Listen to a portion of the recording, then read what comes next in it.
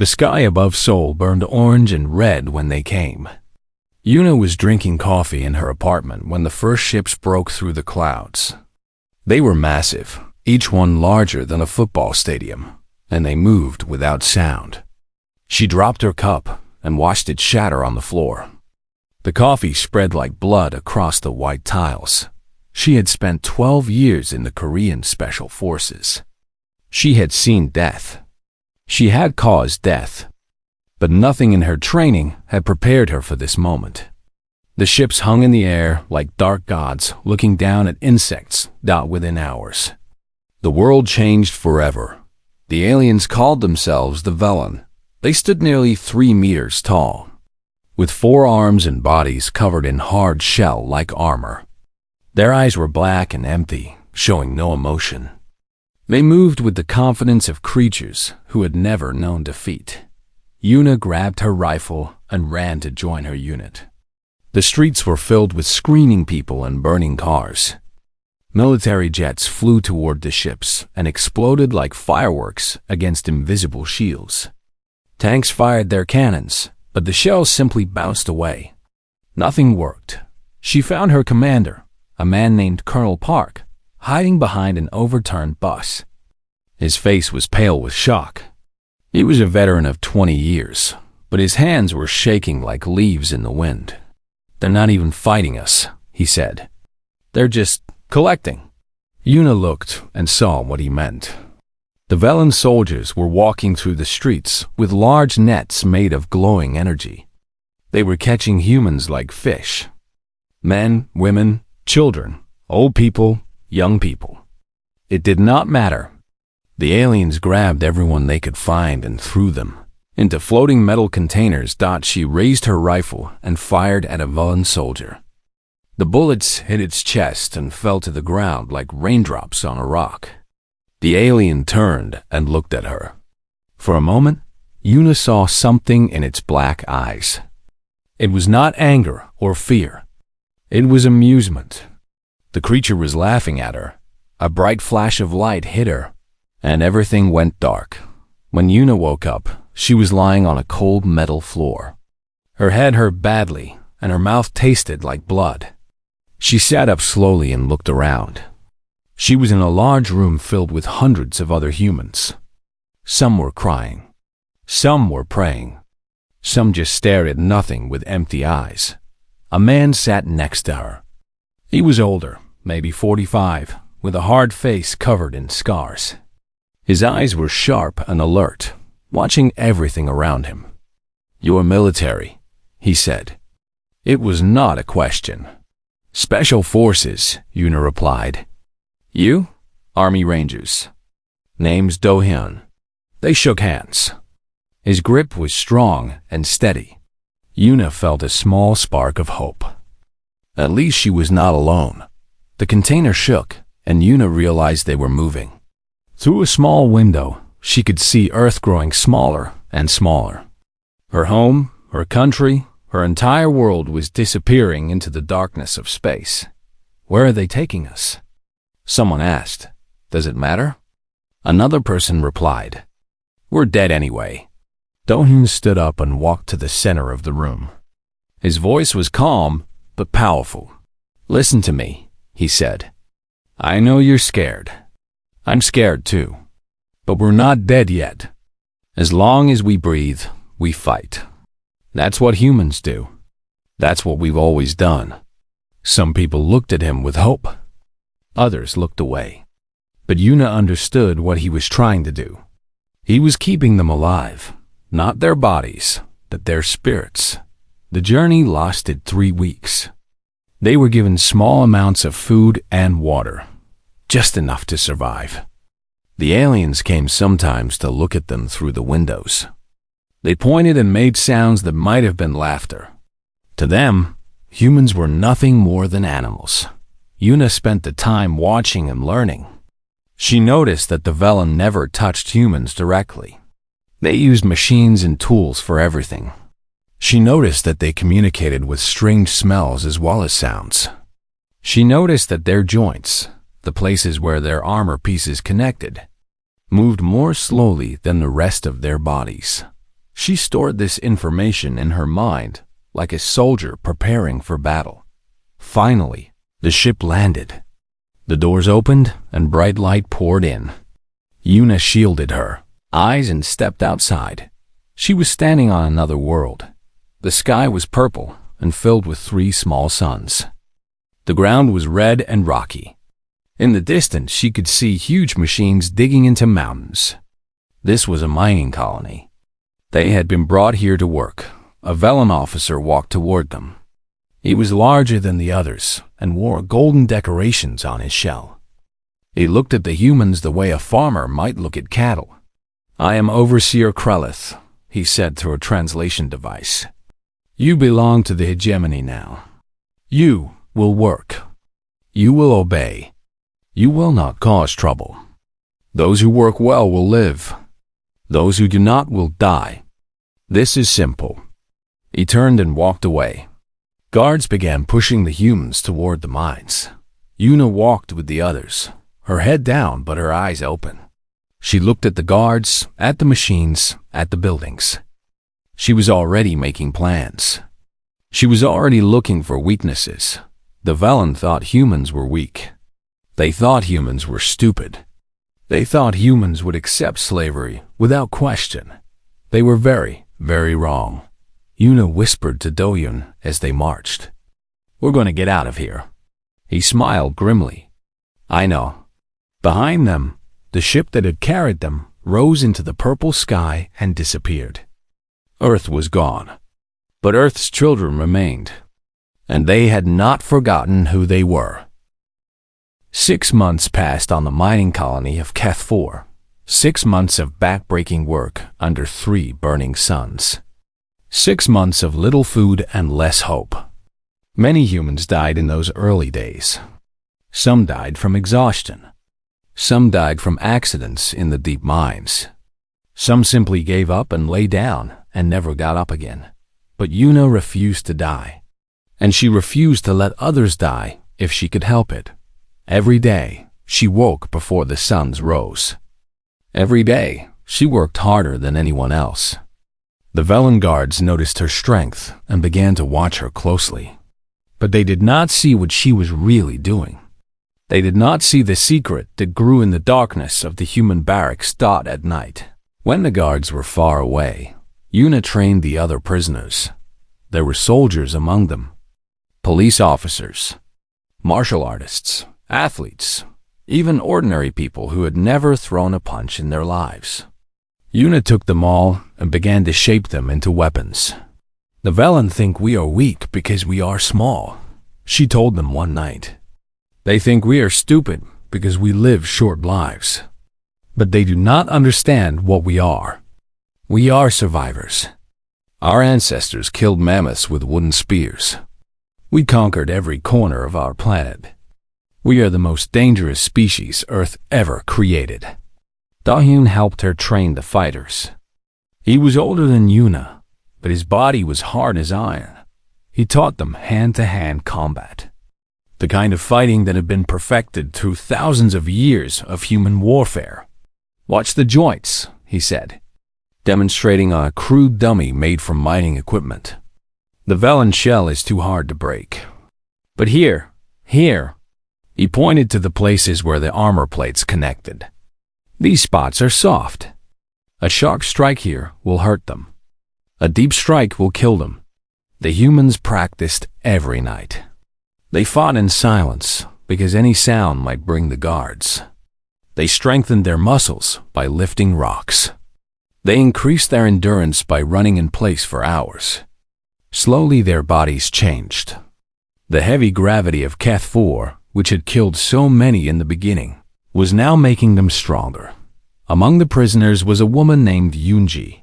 She was not a soldier. She was a scientist, a biochemist who had studied at the best universities in Korea. When the Valen took her, they had destroyed her laboratory and killed her colleagues. She had nothing left but her brilliant mind and a burning desire for revenge. Yoonji watched the Velen carefully. She noticed things that others missed. The aliens communicated with smells as well as sounds. When a guard gave an order, Other guards nearby would suddenly change their behavior. It was like watching ants following invisible trails. Pheromones, she told Yuna one night. They use chemical signals to coordinate. If we could disrupt those signals, they would become confused. They would not be able to fight together. Can you make something to do that? Yuna asked. Yunji smiled. It was not a nice smile. Give me time and the right materials. I will make something that turns their own bodies against them. So Yuna gave her time. She assigned other prisoners to steal chemicals from the mining equipment. Small amounts taken slowly, so no one would notice. Yunji worked in secret, mixing and testing, getting closer to her goal with each passing week. Meanwhile, the Velen grew frustrated. Overseer Kralith had expected the humans to be perfect workers. Instead, they died easily and worked slowly. Production numbers were falling. His superiors were asking questions. These creatures are useless, Kralith said to his officers. Perhaps we should get rid of them and request a different species. But he did not get rid of them. Humans were cheap and easy to capture. Other species were more expensive. So Kralith pushed the workers harder. He increased the punishments. He made examples of those who failed to meet their quotas, and with every cruelty, the fire in human hearts burned brighter. Yuna watched everything. She saw which guards were lazy. She saw which ones were cruel. She mapped the colony in her mind, noting every door, every camera, every weapon storage room. She counted the enemy soldiers and measured their response times. We are almost ready, she told Do-Yun one night. But we need a moment. A spark to start the fire. It will come, he said. With creatures like Kralith, it always comes. He was right. The moment came 3 weeks later. A young girl, no more than 12 years old, was caught stealing food. She had taken a small piece of bread for her mother, who was too sick to eat the standard rations. The guards dragged her to the center of the camp and threw her on the ground. Crowley Thage walked toward her with a plasma rifle in one of his 4 hands. This is what happens to thieves, he announced. Let this be a lesson to all of you animals. He raised the weapon. Yuna was already moving. 6 months of waiting was over. 6 months of training was about to be tested. The weak were about to show their strength. And the Velen were about to learn a lesson that would echo across the galaxy. Yuna moved faster than anyone thought possible. One moment she was standing in the crowd of prisoners. The next moment she was behind the guard holding the plasma rifle. Her hand held a sharpened piece of mining pick, a weapon she had hidden in her clothes for weeks. The guard did not even see her coming. Yuna drove the metal spike into the soft joint beneath his shoulder. She felt the spike break through the armor and sink into flesh. The guard screamed, a horrible sound that echoed across the camp. His plasma rifle fell from his hand as his arm went limp. Yuna caught the rifle before it hit the ground. Everything happened very quickly after that. Crowl. Etach turned to face her, his black eyes wide with shock. In his entire life, no lesser species had ever attacked a Velen. It was impossible. It was unthinkable. And yet this small, weak human female stood before him with blood on her hands and fire in her eyes. Kill her.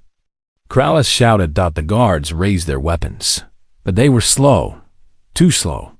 Months of easy duty had made them careless. They had forgotten how to fight real enemies. Yuna fired the plasma rifle. The first shot burned a hole through a guard's chest. The second shot took another guard's head clean off. She moved constantly, never staying in one place, making herself impossible to hit. Do-Yun appeared from the crowd like a ghost. He had no weapon, but he did not need one. He jumped onto a guard's back and drove his thumbs into the joint of the creature's neck. The guard collapsed, paralyzed. Do-Yun took his rifle and kept fighting. All around the camp, humans began to attack. The trained fighters struck first, targeting guards with precise blows to their weak points. But even the untrained prisoners joined in. They threw rocks. They swung mining tools. They fought with their bare hands and their teeth. They had nothing left to lose. The guards tried to call for help. They tried to coordinate their defense. But their communication devices were not working properly. Something was wrong with their pheromone signals. The chemical language they depended on was scrambled and confused. Yunji stood in the shadows, holding a small container. Inside was the mixture she had spent months creating. It interfered with Velen pheromones, turning their own bodies into sources of false information. Guards were running the wrong way. Orders were being misunderstood. The perfect coordination of the Velen army had become chaos. "It works," she whispered to herself. "It actually works." Yuna fought her way toward Kralith. The overseer was shouting orders that nobody followed. His golden decorations meant nothing now. His position meant nothing. He was just another enemy to be destroyed. She killed 2 more guards on her way to him. Her stolen plasma rifle ran out of power, so she threw it away and picked up a mining hammer. It was heavy, but her arms were strong from months of labor. She swung it at a guard's knee joint and heard the satisfying crack of breaking armor. Finally, she stood before Kral ETH. The overseer looked down at her. He was twice her height and 3 times her weight. His 4 arms could crush a human skull easily. By every measure, he should have won this fight. But war is not won by size alone. Kral swung at her with his massive fist. Yuna ducked and rolled. He swung again. She jumped backward. He was strong, but he was slow.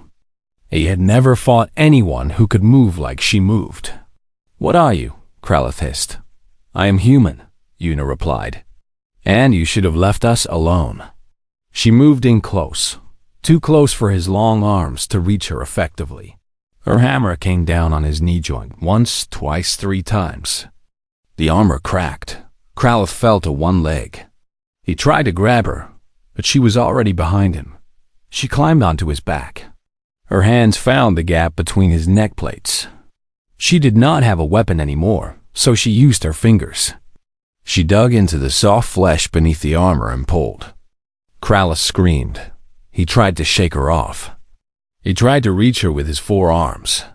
But Yuna held on with the grip of a creature that had evolved to climb trees and kill prey with bare hands. Finally, Kralith stopped moving. His body fell forward and hit the ground with a heavy thud. Yuna stood over him, breathing hard. Her hands were covered in blue alien blood. The remaining guards saw their overseer fall. They saw humans picking up weapons from dead bodies. They saw the fury in human eyes. Some tried to fight. They died quickly. Others tried to run. They did not get far. Within 6 hours, the mining colony of Keth-4 belonged to humanity. Dalyan found Yuna sitting on Kralith's body. She was staring at the purple sky, her face empty. "It's over," he said. "We won." She shook her head slowly. "No, this was just the beginning. They will send more soldiers. They will try to take this place back. Then we will fight them too." Yuna looked at him and nodded. "Yes, we will. But first, we need to prepare. We need weapons. We need defenses. We need to make this colony into a fortress." She stood up and faced the surviving humans. There were fewer than before. Many had died in the fighting. But those who remained stood taller than they ever had. They were no longer slaves. They were soldiers. "Listen to me," Yuna shouted. "The enemy will return. They will come with more ships and more guns. But we will be ready for them. We will show them what humanity can do when pushed too far. We will teach them fear." The humans cheered. It was a wild sound, full of rage and hope and defiance. The rebellion had begun. The news of Keth-4 spread across the hegemony like fire through dry grass. A mining colony had fallen. Every Velen soldier stationed there was dead. And the ones who had done this impossible thing were humans, a species rated Category 7, barely above animals in the galactic ranking. The Velen High Council gathered in their great chamber on their home world. They were confused and angry. Such a thing had never happened before. Lesser species did not fight back. They accepted their place. They obeyed. "Send a battle fleet," the first speaker commanded. "Destroy these creatures. Destroy them all. Make an example that the galaxy will never forget." So the fleet was assembled. 50 warships, carrying 12,000 of the hegemony's finest soldiers. Enough firepower to turn a small moon into dust. They traveled through space toward Keth 4, confident in their coming victory. They expected to find frightened slaves huddling in the ruins of the mining camp. They found Yuna's army instead. In the months since the rebellion, the humans had not been resting. They had been preparing. They had taken apart every piece of Velen technology they could find and studied it carefully. Their engineers and scientists had figured out how the alien weapons worked.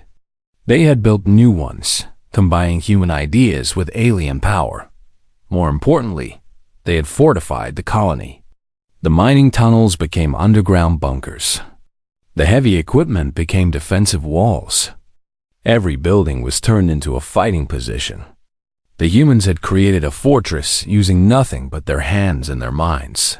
When the Velen fleet arrived, they launched their attack immediately. Thousands of soldiers poured down from the sky in landing ships. They came with overwhelming force, expecting to crush the rebellion in hours. The first wave of soldiers walked into a killing ground. Yuna had placed her best fighters in hidden positions around the main landing zone. As the Velen marched forward in their perfect formations, they were hit from all sides by plasma fire and explosive traps. The aliens fell in groups of 10 and 20. Their beautiful formations became confused masses of dying soldiers. The Velen commanders ordered their troops to advance anyway. More soldiers came down from the ships. They pushed toward the human positions with pure numbers, stepping over the bodies of their fallen comrades. Do-Hyun commanded the defense of the narrow canyon that led to the main settlement. This was the most important position on the battlefield. If the Velen broke through here, they would have a clear path to the human base. He had only 200 fighters to hold against 2,000 enemy soldiers. "This is where we make our stand," he told his people. Not one step backward. Not one. The Velen attacked. Wave after wave of armored soldiers charged into the canyon. Do-Hyun's fighters cut them down with disciplined fire and careful aim. They knew the enemy's weak points now. Every shot counted. The battle lasted 3 days. On the first day, the Velen threw their best soldiers at the canyon. They fell in hundreds. On the second day, they brought heavy weapons and tried to blast their way through. Do-Hyun's fighters fell back to secondary positions and kept fighting. On the third day, the ammunition began to run out. Do-Hyun ordered his remaining fighters to fall back. He would hold the final position alone. "Sir, you can't stay by yourself," a young soldier said. "Someone has to buy time for the others," Do-Hyun replied. "Today, that someone is me. Now go." He stood in the narrow pass with a plasma rifle in his hands and waited. The Velen came in a great wave, certain of their victory. Do-Hyun fired until his weapon was empty. Then he picked up a fallen enemy's rifle and fired that one too. When that ran out, he drew his knife. The first Velen to reach him died with the blade in his eye socket. The second died when Do-Hyun drove the knife into the joint of his throat. The third managed to knock the knife away, so Do-Hyun used his fists. He broke his hands on alien armor. He kept fighting with his elbows. When his arms gave out, he bit and kicked. The Velen could not believe what they were seeing. This creature was dying. This creature was clearly finished. But it would not stop fighting. Do-Hyun killed 7 more Velen soldiers before he finally fell. He died standing up, his broken body supported by the bodies of his enemies. News of his stand spread through both armies. The humans fought harder, inspired by his sacrifice. The Velen became afraid. What kind of creatures were these, who fought even when there was no hope? Who died with their teeth in enemy flesh? The battle turned. Human fighters launched a counterattack from the underground tunnels, hitting the Velen army from behind. Yunji released a more powerful version of her pheromone weapon, driving entire units of alien soldiers mad with confusion. Yuna herself led a strike team against the enemy command post. She killed the Velen general with Do-Yun's knife, which one of her soldiers had recovered from the canyon dot. By sunset of the third day, the Velen fleet was destroyed. Their landing ships burned on the red ground. Their soldiers lay dead in piles across the battlefield. Of the 12,000 who had come to destroy the rebellion, not one survived to return home. Yuna stood on a hill overlooking the carnage. Her body was covered in wounds. Her armor was broken, but her eyes burned with fierce pride. "Do-Hyun," she whispered to the sky. "We did it. We won." The purple sky did not answer, but somehow she knew he was watching. The destruction of the battle fleet shocked the galactic hegemony to its core. 12,000 soldiers, 50 warships, gone. Destroyed by a species that they had rated barely above animals. The news spread to every corner of the galaxy, whispered in fear and disbelief. The High Council met again, this time in panic. Some members wanted to send another fleet, larger and more powerful. Others wanted to destroy Keth-4 from orbit, burning the planet to ash along with everyone on it. But there were problems with both plans. Other colonies had heard about the human victory. Other slave species were beginning to ask dangerous questions. If humans could defeat the mighty Velen, perhaps they could too. The seeds of rebellion were spreading throughout the hegemony. And there was another problem. The humans on Keth-4 had captured Velen communication equipment. They had learned to use it. And now, a message was being broadcast across every frequency in the galaxy. Yuna's face appeared on screens from one end of the hegemony to the other. She stood in front of the burning wreckage of Velen ships.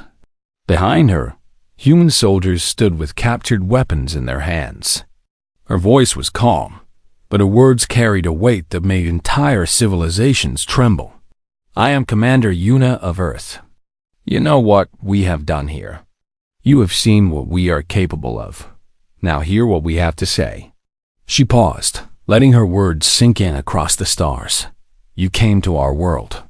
You killed our people. You took our children and our parents and our friends. You brought us to your colonies in chains and called us animals. You thought we were weak because we were small. You thought we were stupid because we live short lives.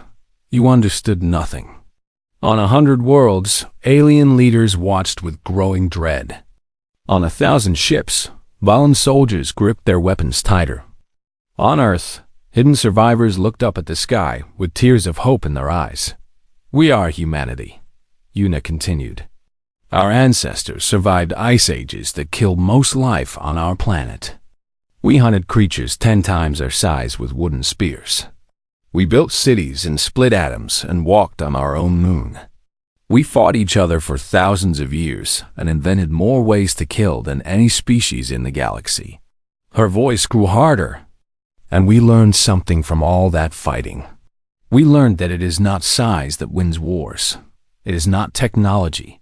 It is not numbers. It is will. It is the refusal to surrender. It is the ability to keep fighting when there is no hope at all." She stepped closer to the camera. "We have that will. We have it in amounts you cannot imagine. A human soldier will fight until every bone in his body is broken. A human mother will kill to protect her child. A human friend will die to save another. This is what you face now, not a species of slaves. An army of people who would rather die free than live in chains." The message reached Earth, where millions of humans still lived under Velen occupation. They gathered in secret to watch, there, hearts filling with pride they had not felt since the invasion. "Here is what will happen now," Yuna said. You will return every human you have taken. Every single one, from every colony and every ship and every world. You will bring them home to Earth. You will leave our planet and never return." She smiled then. It was not a kind smile. "If you do not, we will come for them ourselves. We have your weapons now. We have your ships. We have your technology. And we have something you do not have. We have absolutely nothing left to lose." The message ended. Silence fell across the galaxy. For 3 days, the hegemony debated. Some wanted war. Some wanted peace. Some wanted to hide and hoped the humans would forget about them. In the end, the decision was made by fear. The Velen High Council sent a message to Keth 4. They agreed to all of Yuna's demands. Ships began bringing humans home. Thousands of them, from dozens of worlds across the galaxy. Thin and scarred and broken, but alive. They stepped off the ships onto Earth's soil and wept. Families were reunited. Friends embraced. The nightmare was ending. Yuna was the last to return. She stood on the landing pad of the final transport ship, looking at the blue sky of her home world. The air smelled like flowers and rain and freedom. Yunji stood beside her. The scientist had changed during the war. Her eyes were harder now, her hands steadier. She had created the weapon that turned the tide of battle, and she would create many more in the years to come. "What happens now?" Yunji asked. Yuna thought about the question. The war was over, but the galaxy would never be the same. Other species had seen what humans could do. Some would fear them. Some would hate them. And some, perhaps, would want to be their friends. "We rebuild," Yuna said. "We grow stronger. We make sure this never happens again." "And the Velen? The hegemony?" Yuna looked up at the stars. Somewhere out there, alien leaders were having nightmares about small creatures who refused to die. Somewhere out there, other slave species were starting their own rebellions. The galaxy was changing because of what humans had done on Keth 4. "They will leave us alone," she said. "They have learned their lesson." She turned and walked down the ramp onto Earth. The crowd waiting there cheered as she appeared. They called her the Ghost Commander, the woman who had brought them home. But Yuna did not care about titles or glory.